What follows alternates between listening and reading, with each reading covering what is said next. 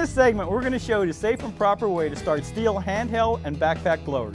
But before we dive into the starting procedure, Louis, there's a few basic safety precautions we need to follow while using them. Let's go.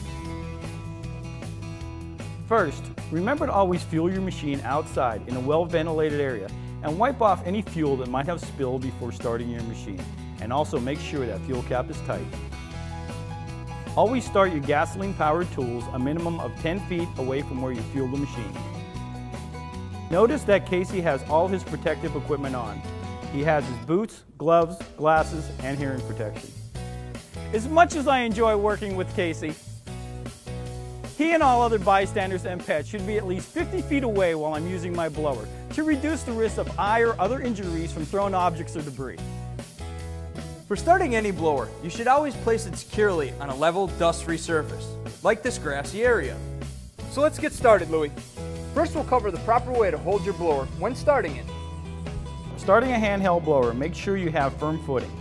Hold the blower firmly with your right hand, press down and grasp the starter grip with your left hand. For backpack blowers, hold onto the blower with your left hand and put one foot against the base plate to prevent the blower from moving. Use your right hand to grasp the starter handle. For blowers with a typical starter, pull the starter grip slowly until you feel it engage. Then give it a brisk, strong pull. Never wrap the rope around your hand, and don't let the starter grip snap back. Guide it slowly back into the housing so the starter grip can rewind properly.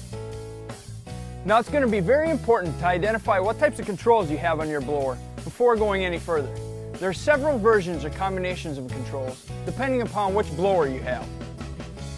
This is a manual on-off switch. Before you start your blower, you always need to make sure that you place this in the on position. If you fail to do this, you will most likely flood the engine when you try to start it. This is a stop switch that automatically returns to the start position. It's a style used on many of the new STIHL models today. Once you turn the engine off and release the switch, it automatically reverts back to the run position. So you don't need to worry about this step the next time you want to start your blower. And this is the automatic switch used on backpack blowers. Push it down to stop the engine, release it, and it reverts back to the on position. This is a manual choke. When starting a cold engine, you'll need to put this in the cold start position. Then move it to the run position once the engine starts. Like the manual on-off switch, if you forget to move the choke to the run position once the engine starts, you may very well flood the engine. And this is a semi-automatic choke. When starting a cold engine, place the choke lever in the cold start position. Once the engine starts, press on the throttle trigger and the choke will automatically move to the run position. Another great feature to help eliminate the chances of flooding your engine. So as you can see, the first thing you need to determine is what type of controls your blower has. To start the engine on all gasoline-powered blowers, press the purge pump bulb at least 5 times, even if the bulb is filled with fuel. If your blower has a manual on-off switch, throttle interlock button, and manual choke, like this BG55, move the stop switch to the run position. Set the choke lever to the cold start position. Engage the throttle lock by squeezing the trigger and the throttle lock button at the same time. Then, holding the blower in the proper position, as shown earlier, pull the starter rope. Once the engine tries to start, move the choke from the cold position to the run position. This step's real important. If you forget this step, you'll most likely flood the engine. Once the engine starts, squeeze the throttle to disengage the throttle lock, and the engine will return to idle speed. If the engine was just run and is still warm, start the blower with the choke in the run position.